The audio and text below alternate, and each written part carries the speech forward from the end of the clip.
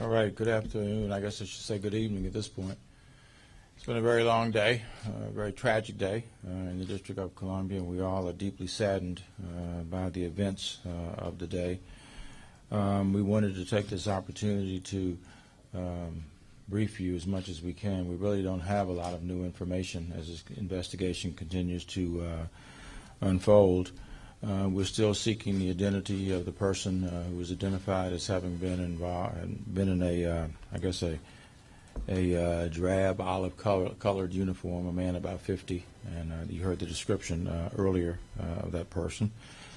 Again, I want to extend on behalf of the entire city, those who are with us, our heartfelt condolences to the families of those who were killed in this horrific tragedy. We know that there are 13 fatalities at this stage, 12 of which occurred on the site, including the shooter, and then one of whom died at the hospital. Again, we don't have any known motive at this juncture. There are those who've asked us about whether terrorism was involved. We have no information that would suggest that that's the case at this point.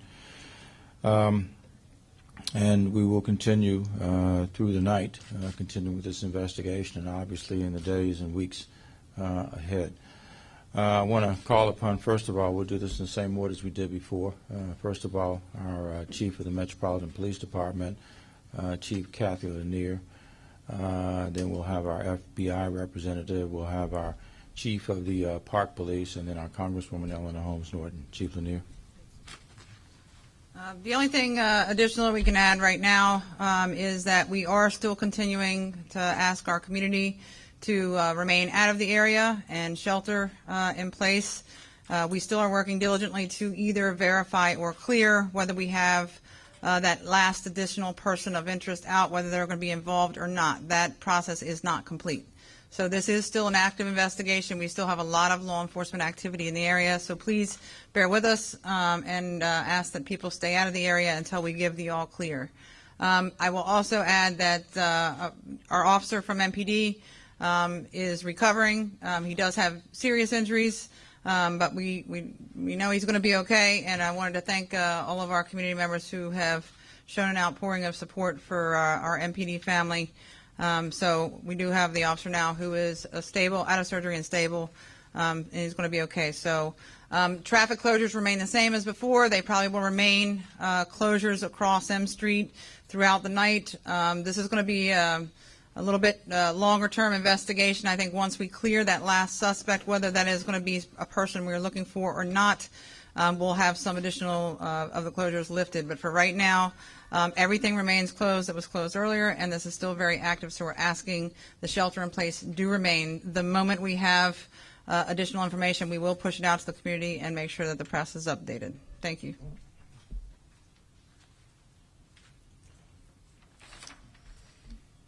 Good afternoon. Though we do not have any further detail to share at this time about the deceased shooter, we again ask the public to look at the photos of Aaron Alexis and contact the FBI with any and all information. The photos are available on FBI.gov, and all information can be reported to 1-800-CALL-FBI. This investigation is still very active, and we will continue to work with our partners to track down every bit of information that we learn. The assistance of the public is vital in investigations of this type, as we try to piece together the recent movements and contacts of the subject. No piece of information is too small. Please call to report any and all information to 1-800-CALL-FBI. Thank you. I just want to add one thing. For all of our local folks that are following the news coverage here, there is misinformation that is getting out through a variety of different sources. I will say to our friends in the media, if you have sources inside of the law enforcement agencies that are reporting, they're not official reports unless they come through this body or from the FBI. So what unfortunately happens is law enforcement sources will hear something.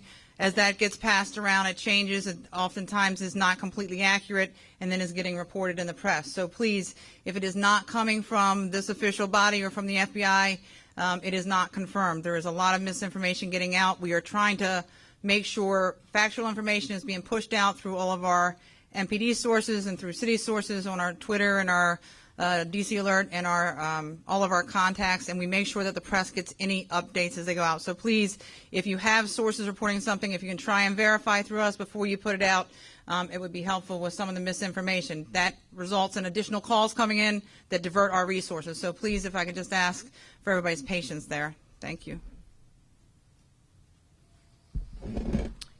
And a personal note at this point, that we're now in a support role. As the United States Park Police, we were among the first responders this morning, but I wanted to thank the community who puts up with some disruption in the day when a tragedy like this happens and we have to reroute traffic or we don't have a lot of information initially. But as the day has gone on, our officers have been stopped on the street and said thank you to over and over again. So thank you for recognizing the heroics of officers who run towards danger every day and the aviators who plucked people off of the roof. It does make it very meaningful to them when they've had a day like today, and so thank you. Well, thank you, Chief, and let me thank the mayor and all who gathered here several times, because by coming forward to give residents of the region information, you've done something very important. You have kept the fear level down. The fear rises when people don't have information and don't feel safe. This happens to be a thriving community of residents. This is not a place just for the large federal facilities you see here. When I go on the floor tomorrow evening, I'll remind the Congress that this shooting occurred in their neighborhood. This is the neighborhood of the Capitol of the United States, very close to Congress. And yet, I just want to say to residents who are coming home today that the response of the police, the taking down of the shooter so quickly, convinces me yet again that this is the safest city in the United States. Not safe from attack, but safe. Today, the police and the responders saved many lives. Perhaps when this investigation is over, we'll have some sense of just how many.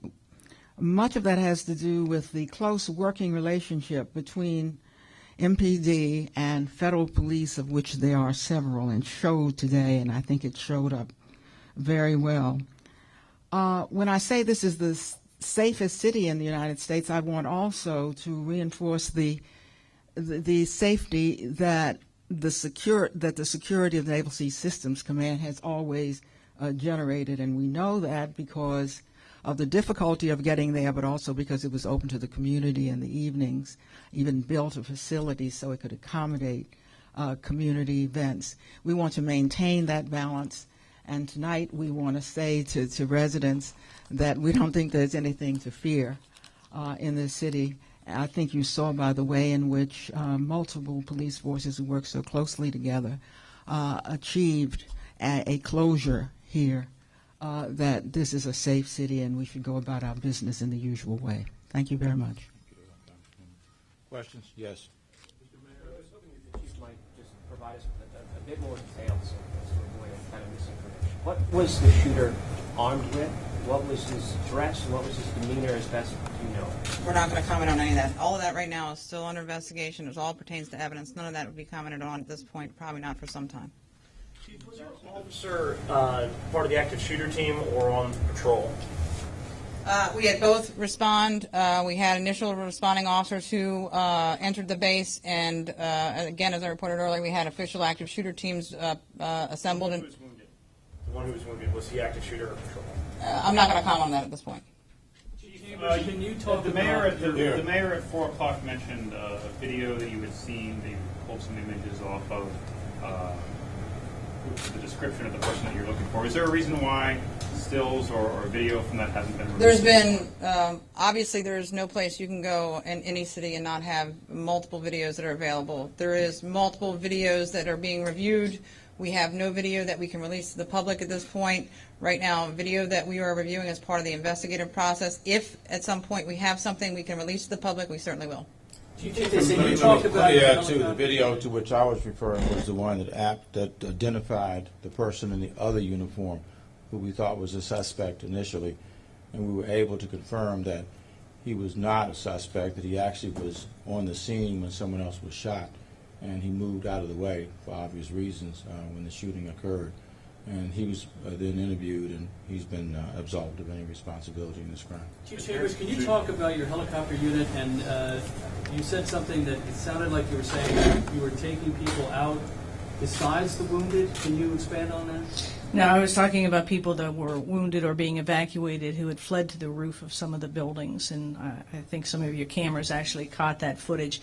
And at the same time, they served as eyes on the sky while they were there, and with Maryland State Police in Fairfax County as well. It was just a well-coordinated effort. Chief Chambers, how many people were actually medevaced? I don't, sir.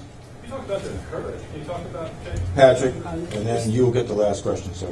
Mr. Mayor, have the family members of these victims been notified, and can you talk about how that process is working? No, they have not. We're still in the process of identifying who the victims are. So there is no information that's been fully confirmed at this stage. That process continues, and so we will identify the families, of course, first once we know fully who's been involved. Yes, sir. Are there still some Yes, sir. workers sheltering in place in the Navy Yard?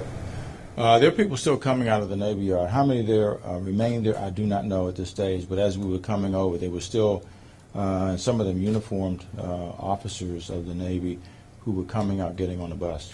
So there are people still there. Thank you all very much.